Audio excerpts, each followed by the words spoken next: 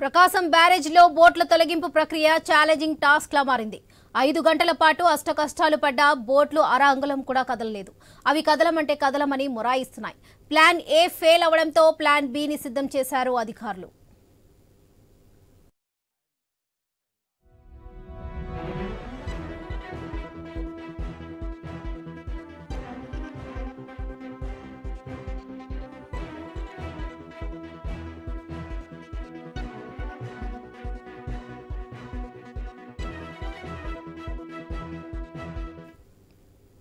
ప్రకాశం బ్యారేజీలో చిక్కుకున్న భారీ బోట్ల తొలగింపు సాధ్యపడలేదు.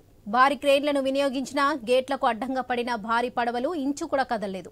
దాదాపు 50 టన్నుల బరువు లేపే సామర్థ్యం ఉన్న 2 భారీ క్రేన్లతో కలిపి లేపినా కూడా ఆ బోట్లు కదలలేదు. ఒక్కో బోటు బరువు 20 టన్నుల పైనే ఉండడం, బోట్లు ఒకదానితో మరొకటి చిక్కుకొని ఉండడం, ఒక బోటు కింద మరో బోటు ఉండడం, వాటి నిండా ఇసుక ఉండడంతో వాటిని కదిలించడం సాధ్యం కాలేదు.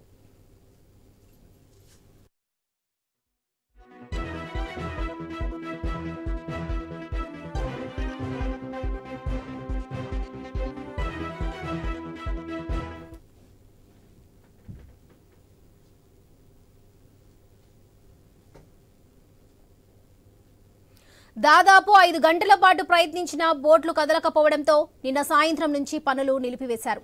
ప్రకాశం బ్యారేజ్కి కొద్ది రోజుల క్రితం భారీ వరద వచ్చినప్పుడు 5 బోట్లు వచ్చి బ్యారేజ్ గేట్లను ఢీకొన్నాయి. వాటిలో ఒకటి వరద ప్రవాహానికి దిగువకు కొట్టుకుపోయింది. మిగిలిన 4 బోట్లను తొలగించడానికి ఇరిగేషన్ అధికారులు, నిపుణుల బృందం నానా తిప్పలు పడింది.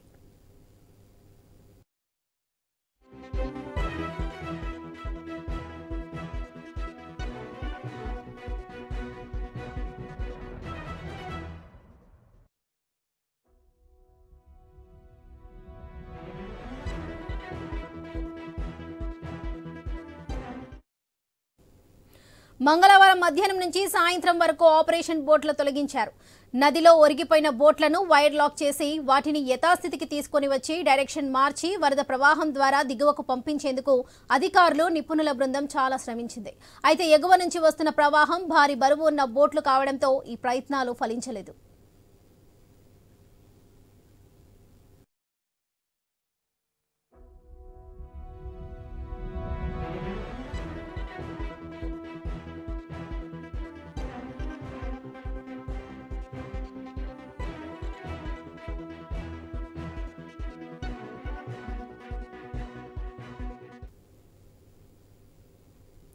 అయితే ప్లాన్ ఏ ఫెయిల్ అవడంతో ప్లాన్ బిని సిద్ధం చేశారు అధికారులు. ఇందుకోసం విశాఖ నుంచి డైవింగ్ టీమ్ ను రప్పించారు.